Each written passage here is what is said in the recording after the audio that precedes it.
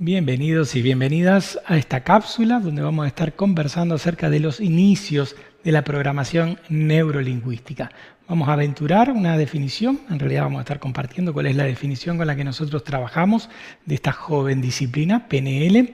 Vamos a ver con qué tuvo que ver sus inicios, quiénes son sus creadores, ¿sí? Y también con qué tuvo que ver, el para qué.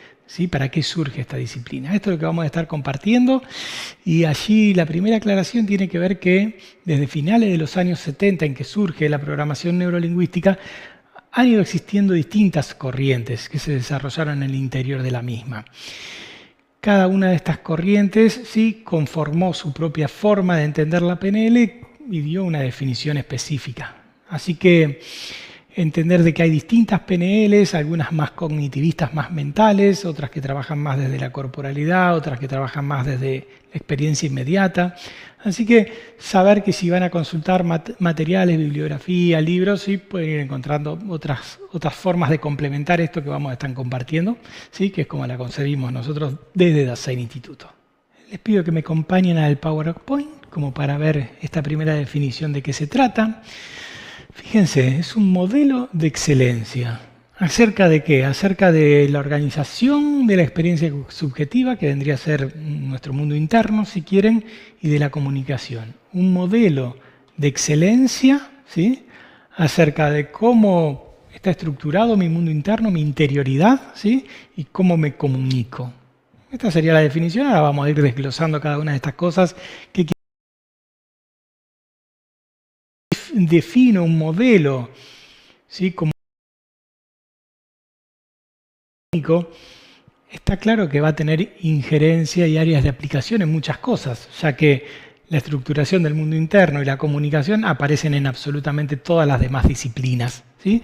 Esta podría ser la primera explicación de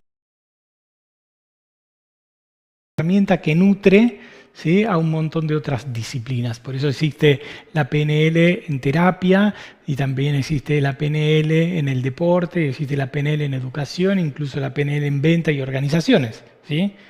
Como la PNL es un modelo acerca de cómo está mi interioridad y cómo me comunico, puede tener que ver o puede enriquecer un montón de otros modelos. Esta es la definición con la que venimos trabajando desde hace varios años aquí en el instituto. Tenemos ahora una más actual, ¿sí? Pero vamos a comenzar por esta.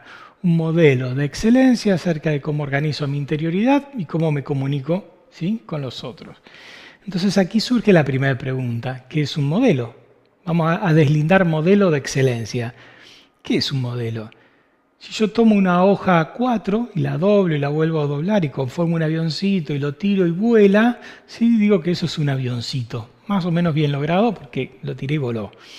Ahora, no es un avión realmente, eso está claro. No transporta personas, no tiene combustible. En ese caso decimos que el avioncito es un modelo del avión real, ¿sí? ¿Qué es un modelo? Una representación simplificada acerca de algo, ¿sí? Que se mide por su utilidad. ¿Sí? Si yo lo que estoy queriendo hacer con el modelo avión es dar cuenta de algún detalle en particular, el modelito que yo creé tiene que dar ese detalle. ¿Sí? Si yo estoy viendo cómo son las alas del avión, tengo que trabajar cuidadosamente las alas y a lo mejor no mirar la parte eléctrica, no mirar la parte del combustible. Ahora, si lo que yo quiero dar cuenta de la realidad es otro aspecto, como podría ser la parte eléctrica del avión en la realidad, no me sirve el avión de papelito, ¿sí? A lo mejor necesito hacer una maqueta de otro tipo. Entonces, la PNL es un modelo, ¿sí? Es decir, que da cuenta de cómo me organizo y me estructuro yo en mi interioridad y cómo me comunico con los demás. Es decir, que es una representación, una explicación, probablemente un recorte de estas dos cosas. Eso es un modelo. Y decimos que se mide por su utilidad. Tiene que ser útil, me tiene que servir para algo. Si yo hago un modelo sofisticado, complejo o simple, no importa, un modelo que me parece brillante y lo pongo al servicio de la comunidad y no sirve absolutamente para nada, ¿sí? Como modelo se deja de usar, ¿sí? Entonces, un modelo es una representación simplificada de la realidad que se mide por su utilidad, ¿sí? Y esa sería como la primera palabra dentro de nuestra definición de PNL. ¿Y qué quiere decir que un modelo sea de excelencia? hay que comprender la PNL enmarcada dentro de los procesos de desarrollo personal, de transformación personal. Es decir, donde una persona comienza en un estado presente y luego del proceso de desarrollo de transformación, ¿sí?, sale en un estado deseado. Lo digo más técnicamente para que se entienda. Entonces, eso que está ahí en el medio es el proceso de acompañamiento con PNL, sea en psicoterapia, sea en educación, sea en deporte. La persona inicia de una determinada forma y debería de salir en otra porque si no, no sucedió nada. Bien, dicho esto, puedo venirme al pizarrón para, ¿sí?, aclarar un poco esto de la excelencia. Vamos al dibujito. Lo que estamos diciendo es que la persona llega en lo que se denomina un estado presente, perdón mi cualidad gráfica, ¿sí? La persona llega en un estado presente y luego del proceso de acompañamiento, luego de la sesión de PNL, de la entrevista, sale, ¿sí?, lo que sería un estado alcanzado cuando salga, pero cuando estamos en la parte de diseño sería como un estado deseado, ¿sí? Estado presente, cómo ingresa la persona; estado deseado, cómo egresa la persona. Ahora vamos a ver qué es lo que pasa acá en el medio. Ahora, ¿por qué cuento todo esto? Acuérdense que venimos de modelo de excelencia. ¿Qué es la excelencia? La excelencia esconde dos palabritas. Por un lado, ¿sí?, la eficacia. ¿Qué es la eficacia? Poder dar en el blanco, poder definir claramente hacia dónde estoy yendo y conseguirlo, ¿sí? Esto es eficacia. Todo esto les prometo que lo tienen en el manual, así que no se hagan problema. Cómo definir muy bien hacia dónde voy, mejorar las condiciones para que eso ocurra y alcanzarlo, ¿sí? Eso es la eficacia. La eficiencia es otra cosa, tiene que ver con la maximización, la maximización de los recursos para lograr eso, ¿sí? Esta es como la definición clásica de excelencia. Entonces, ¿qué es la excelencia? Poder definir claramente y alcanzar aquello que quiero, maximizando, haciendo uso de la menor cantidad posible de recursos. Entonces, ¿qué es la programación neurolingüística? Una representación, una mirada que yo tengo acerca de la realidad que me ayuda a alcanzar, tras definir claramente aquello que quiero, maximizando los recursos. Y dijimos que este modelo es acerca de mi interioridad y también acerca de la comunicación. Este es lo que se conoce como el modelo de cambio básico de la PNL, ¿sí? Ir desde el estado presente al estado deseado. Les voy a hacer acá para utilizar lo mismo que ya tenemos y seguir desde acá. ¿Qué es el modelo básico, el modelo de cambio básico de la PNL? Yo voy desde un estado presente a un estado deseado y lo que necesito en el medio es generar recursos, ¿sí? Necesito generar un recurso. Lo que me separa de aquello que quiero estar manifestando en mi vida hoy, ¿sí?, es un recurso. Entonces aquí surge una pregunta. ¿Qué cosas pueden funcionar como recursos? La verdad que son muchas las cosas que pueden funcionar como un recurso. A veces aquellos que vienen más del mundo de la danza, del trabajo corporal, del yoga, saben que el trabajo con el cuerpo, ¿sí?, me permite corporalidad, vamos a poner corporalidad, me permite generar un recurso. Muchas veces respirar distinto, relajar el cuerpo o entumecerlo, según lo que esté persiguiendo. Algo en el abordaje corporal me permite generar un recurso. A veces es un cambio en mi emoción, ¿sí? A veces es un cambio, ¿sí?, que tiene que ver más con el sentimiento. Para los que no lo tengan, la diferencia entre emoción y sentimiento, la emoción decimos que es lo que pasa justamente en el cuerpo, ¿sí? Y el sentimiento es cuando eso ya llega a mi conciencia. Yo nombro eso que me pasa en el cuerpo, de alguna manera ya es un sentimiento. A veces es una acción determinada, ¿sí? A veces es una competencia determinada, una creencia, un valor, ¿sí?, o la concepción identitaria que tenga de mí mismo. Cualquiera de todas estas cosas, ¿sí?, que es una adaptación que nosotros vamos haciendo de algo que veremos mucho más adelante, todas estas cosas funcionan como un recurso, ¿no? No me interesa hacer foco en todo este listado, sino que me interesa que quede la idea de la cantidad de cosas que pueden funcionar como recurso. Si viene una persona y tiene la creencia de que no va a poder recibirse nunca, y si yo no logro de alguna manera generar una nueva creencia para sí, ¿sí? El proceso no se desenvuelve. Ahora, si yo logro que genere una nueva creencia, esa nueva creencia funciona como recurso, permito ir acá. Muchas veces la persona necesita aprender algo en el plano de la gestión emocional y a lo mejor le enseño a respirar, que es un abordaje más desde la corporalidad para que pueda gestionar su emoción, o puedo aprenderle a que nombre esa emoción de una forma distinta y que impacte desde cómo la nombra, ¿sí? Estas son todas las cosas distintas que se llaman niveles en los que yo puedo trabajar en una entrevista cuando está concebida desde el marco de la PNL. Entonces, básicamente lo que yo necesito que ustedes sepan de esto, que la PNL piensa la transformación personal, se llama modelo de cambio, comenzando en un estado presente, llegando a un estado deseado, llegando a un estado alcanzado, ¿sí? En el medio lo que tiene que desarrollarse es un recurso.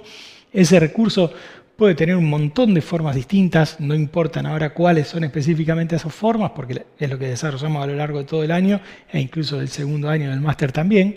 Aprovecho ahí una aclaración, la PNL clásica trabaja más en la parte de abajo de esto, en el mundo de la emoción, de la acción, del comportamiento, de la capacidad.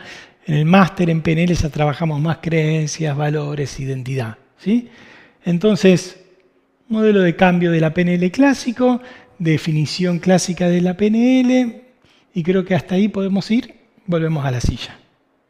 Entonces tenemos una primera definición de la programación neurolingüística y ya tenemos también lo que es el modelo de cambio, estado presente, estado deseado, recursos, ¿sí? Ahora me gustaría compartir una más clásica, una definición más clásica que tiene que ver con las siglas PNL. Pensemos que cuando surge la programación neurolingüística estaba la idea de simular la mente con los computadores, ¿sí? Así que la programación tiene que ver con esto, con estudiar la manera en que organizamos la experiencia, interpretándola a partir de programas internos. Sabemos que esta idea de programas internos fue tomada por otros modelos más contemporáneos, ya vamos a hablar un poco de eso, pero lo primero sería pensarnos a partir de programas, ¿sí? Vamos a ver de qué están constituidos esos programas, si son solo patrones del pensamiento, si hay también patrones corporales, ¿sí? Ya vamos a ver qué hay dentro de esos programas. Por otro lado, lo neuro tiene que ver con que se establecen explicaciones de cómo el sistema nervioso central procesa la percepción. De todo lo que yo percibo, de todo lo que está dado de afuera, ¿sí? Yo me voy construyendo mapas, ya vamos a ver esto en una próxima cápsula, que le llamamos representaciones. De todo lo que está dado de afuera, yo solo me represento una parte, ¿sí? Eso tiene que ver, lo neuro tiene que ver con el funcionamiento a partir del cual, con mis sentidos, yo capto lo que está dado en el mundo y conformo, ¿sí? Una idea acerca de eso. Y la parte de lingüística, de programación neurolingüística, tiene que ver con distinciones que nos permiten comprender de qué manera el lenguaje estructura y es estructurado por nosotros. Ahí hay un ida y vuelta, si quieren, entre Germán que va hablando, el pensamiento y cómo esto me ayuda a conformar lo que en mi vida va pasando, ¿sí? Ya hay un módulo entero dentro del Practitioner para esto, así que para todo esto vamos a ir haciendo doble clic en distintos momentos, pero entendamos el lenguaje como aquel emergente de todo esto que me pasa, ¿sí? Esto de mi interioridad que hablábamos recién tiene que ver, ¿sí? Con que algo de eso es puesto en el afuera, entonces el lenguaje como algo que surge de todo esto, pero a la vez es el mismo lenguaje el que me va ayudando a estructurarme, ¿eh? Entonces, programación neurolingüística, estas tres palabritas podrían tener que ver o tienen que ver, ¿sí? En una definición clásica, con esto que les estoy compartiendo. Entonces tenemos aquí una segunda definición, un poco más extendida, más clásica, que surge de las siglas de la programación neurolingüística, que diría que estamos constituidos a partir de programas internos, los cuales se construyen desde lo que nuestros sentidos van captando del medio y cómo esto se estructura en el lenguaje que a la vez repercute en nuestro estar siendo momento a momento, ¿sí? Esta sería como una segunda posible definición. Seguramente si estuviéramos en una clase sincrónica en vivo, te estaría preguntando si estoy yendo muy rápido en este momento. Por suerte aquí pueden pausar, retroceder, poner play nuevamente, consultar la bibliografía y aparte sepan que en las masterclass, las clases de consulta y las comunidades, ¿sí? Vamos entrando en todos estos conceptos de distintos ángulos, ¿sí? Sobre todo creo que es un sembrado para lo que viene, esto que digo.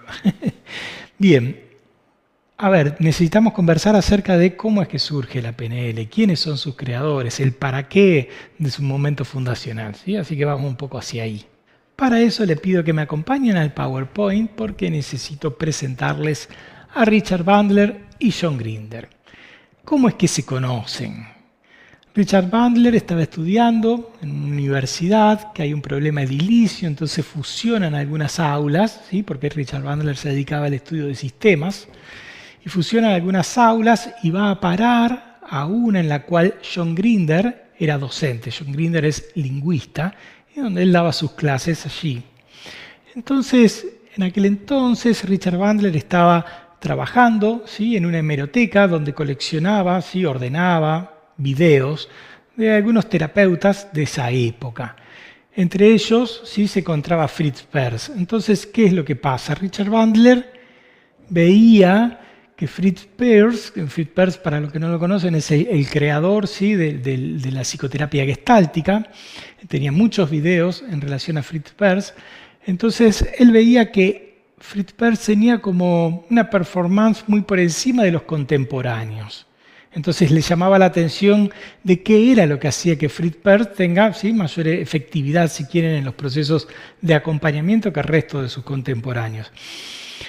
Así es que se acerca a John Grinder y le pregunta si podían crear un modelo, si podrían fijarse qué era lo que hacía Fritz Perls que tenía ese tipo de efectividad en los procesos de acompañamiento.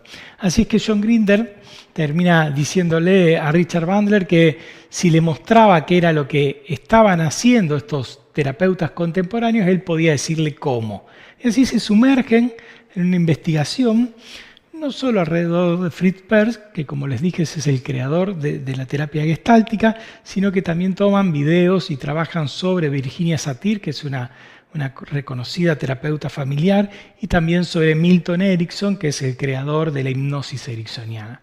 Así fue como Bandler y Grinder se encomiendan a la tarea de mirar los videos, ¿sí? Por un lado de Fritz Perls, de Virginia Satir y de Milton Erickson, para ver si podían encontrar un denominador común de qué era lo que hacían. Hacia 1975 se publica, mejor dicho, esta investigación que se denomina La estructura de la magia. Son 2 libros, volumen 1 y volumen 2, escritos por Bandler y Grinder, donde podría pensarse como un compendio acerca de las cosas que habían podido observar en estos 3 terapeutas, ¿sí? En un modelo sintetizado. Es decir, no es un libro que hable sobre la psicoterapia gestáltica, ni sobre la psicoterapia narrativa, ni familiar, donde estaba Satir, ni un libro que hable sobre hipnosis ericksoniana puramente, sino que vieron patrones comunes en el uso del lenguaje, en el uso de la corporalidad, y empezaron a esbozar algunas hipótesis sobre por qué aparecían esos patrones, y esto es lo que se conoce como el libro fundacional de la programación neurolingüística. ¿Cuál es mi lectura acerca de esto que estoy compartiendo? No aparece así en libros, pero me gusta pensarlo así. Hay una serie de investigaciones, ¿sí? Que se llaman investigaciones en torno a los factores inespecíficos en psicoterapia. ¿Qué es? Tiene que ver con poder especificar todas aquellas variables, ¿sí? Que mejoran la efectividad del proceso terapéutico. Para mí lo que Bandler y Grinder terminan haciendo en ese primer compendio, La estructura de la magia, es poder mirar cosas que generaban efectividad, es decir, que daban buenos resultados en el acompañamiento terapéutico y sin embargo estaban más allá de los marcos teóricos. ¿Sí? Porque ellos no es que se ponen a hacer una investigación sobre la terapia gestáltica o sobre la terapia familiar sistémica o sobre la hipnosis ericksoniana, no en ese momento, sino que las entrecruzan y ven cuáles eran los patrones que ellos usaban. Como dije antes, patrones de comunicación, patrones del lenguaje corporal. Entonces, para mí, lo que ellos empiezan a hacer es a ponerle nombre y apellido a muchas cosas que hasta entonces estaban en el mundo de lo inespecífico. ¿Qué pasa? Si yo aprendo que esto, que hasta ahora es inespecífico, genera un aporte en el cambio terapéutico, sí, bueno, el proceso de acompañamiento, sea terapéutico, sea de coaching, es indistinto, pero si esto, el tono de la voz, la postura corporal, la forma en la que hablo, si esto tiene una incidencia en el proceso de acompañamiento, ok, démosle una entidad, nombrémoslo y aprendamos a hacerlo a nuestro favor, ¿sí? Si yo ya sé que eso incide, tengo que poder aprender a reproducir eso de forma tal que lo pueda capitalizar en un proceso de acompañamiento. Para mí, esta es como la lectura general que yo hago de lo que pasó en aquel momento. Hay un dato sumamente interesante que excede un poco el campo de la PNL, pero que lo comparto en relación a estas investigaciones, ¿sí? Que dicen que la incidencia del marco teórico en el proceso de acompañamiento es entre el 3 y el 5%. En las mejores versiones hablan del 5%, algunas hablan del 3%, supongamos que sea del 5%. Es decir, aquello que yo tengo en mi mente como marco teórico, a la hora de generar un proceso de acompañamiento, tiene una incidencia del 5%, ¿sí?, en el resultado final. Es decir, que cuando las escuelas de psicoterapia o las escuelas de acompañamiento, llámense coaching, PNL, counseling, se ponen a pelear por la efectividad, están peleando por ese 3-5%. El otro 90 y pico no tiene que ver con el marco teórico, sino que tiene que ver con el resto de los factores inespecíficos, ¿sí? La expectativa de cambio, rasgos que tienen que ver con la personalidad del terapeuta, con la personalidad del consultante. A mí lo que me surge como cuestionamiento de todo esto, el para qué de tantas horas de discusión acerca de qué modelo es más, más verdadero, cosa que ninguno lo es, más verdadero que otro, ¿sí? ¿Para qué las discusiones acerca de si el psicoanálisis es mejor que el conductismo o el conductismo es mejor, ¿sí?, que el cognitivismo, que son todos modelos dentro de la psicoterapia, o de la psicología, mejor dicho? Lo mismo pasaría fuera de la psicología. ¿Por qué discutir si la PNL es mejor que el coaching o si el coaching es mejor que el counseling? Si cuando estamos discutiendo eso no estamos discutiendo más que acerca de este 3-5%. ¿Por qué mejor no aprender a comprender cuáles son esos otros factores que influyen en el resultado, en la efectividad de la terapia o del acompañamiento y tomarlos a nuestro favor? Yo creo que eso es lo que hace la programación neurolingüística. Como no tiene necesidad de casarse con un solo marco teórico, fue tomando de cada uno de los marcos teóricos que investigó qué era lo que generaba mayor efectividad y empezó a estructurarlos en un corpus, si quieren, coherente epistemológicamente, que le permita generar procesos de acompañamiento. Si ustedes quieren buscar datos sobre esto, hay un artículo que se llama Todos han ganado, todos tienen premio, donde ahí se cuenta un poco esto que estoy compartiendo aquí en cuanto a que las diferencias en la efectividad de distintos modelos terapéuticos va entre un 3 y un 5% y no más que eso. Para mí este es el argumento de por qué es necesario aprender a pensar en modelos que sean integrativos, y claramente la PNL lo es, ¿sí? Es por eso que la PNL no se casa con ningún modelo teórico en sí y puede ser pensado como una caja de herramientas. Si bien hay muchas miradas por ahí cercanas al coaching que no les gusta esta idea de caja de herramientas, sí, pensémoslo como un mindset, un set de competencias mentales, un set de competencias corporales y relacionales que me ayudan a mejorar, ¿sí?, lo que hablábamos antes, la forma en que está estructurado mi mundo interno y la forma en que me comunico con los demás. Para mí es sumamente enriquecedor y generativo poder pensar la programación neurolingüística desde este marco. Hagamos allí un doble clic en relación a lo que realmente hicieron Bandler y Grinder y no tanto a lo que yo les estoy contando, que es mi propia forma de entender el surgimiento. Hay una palabrita allí en cuestión, que es la palabrita modelado, ¿sí?, que es un tema que se ve en profundidad en el máster, y les quiero contarles de qué se trata porque tiene que ver con el momento fundacional. Lo que Bandler y Grinder realmente hicieron con estos tres contemporáneos terapeutas realmente es modelarlo. ¿Qué quiere decir modelar algo? Es captar la excelencia que un otro tiene en una determinada capacidad, habilidad, de forma tal que la misma sea reproducible, ¿sí? Imagínense que probablemente ni Satir, ni Erickson, ni Peirce sabían específicamente qué es lo que hacían. Ellos tenían una capacidad, evidentemente, tenían una mejor performance en comparación con los contemporáneos, a lo mejor no tienen el know-how de eso. Es un saber inconsciente, como se dice, un saber no sabido. Entonces, ¿qué es el proceso de modelado? En el proceso de modelado, Bandrel y Grinder lo que hicieron en cada una de estos tres terapeutas fue mirar si hay alguna corporalidad en particular desde la cual operan, ¿sí? Ver si allí hay algún tipo de acción o de comportamiento que llevan a cabo, ¿sí? Sistemáticamente todas sus sesiones. Entonces cuando ven que se repiten, dice, esto es estructural de esa competencia. Se fijaban si había algún tipo de creencias que habilitaban. ¿Qué es lo que habilitaba? ¿Sí? A que Fritz Perls pudiera acompañar a sus pacientes, a sus consultantes como lo hacía. ¿Cuál era el valor a partir del cual Virginia Satir podía conectar con las familias como lo hacía? ¿Cuál era, sí, el criterio de identidad o el mapa de identidad con el que trabajaba, sí, Milton Erickson para poder hacer un proceso como lo hacía? Entonces, lo que terminan haciendo Butler y Grinder es modelar a Fritz Perls, a Virginia Satir y a Milton Erickson. Es decir, extraer estos niveles, ¿sí? Como decíamos recién, la corporalidad, las acciones, competencias, creencias, valores, aspectos identitarios, ver toda esa estructura del mundo interno, que está en cada uno de estos terapeutas para que luego un otro pueda reproducirlo. Esto es lo que se conoce como proceso de modelado y hace el momento fundacional de la programación neurolingüística. De esta manera podemos estar concluyendo esto que tiene que ver con los orígenes, con el momento fundacional de la programación neurolingüística y nos vemos en la próxima cápsula. Gracias.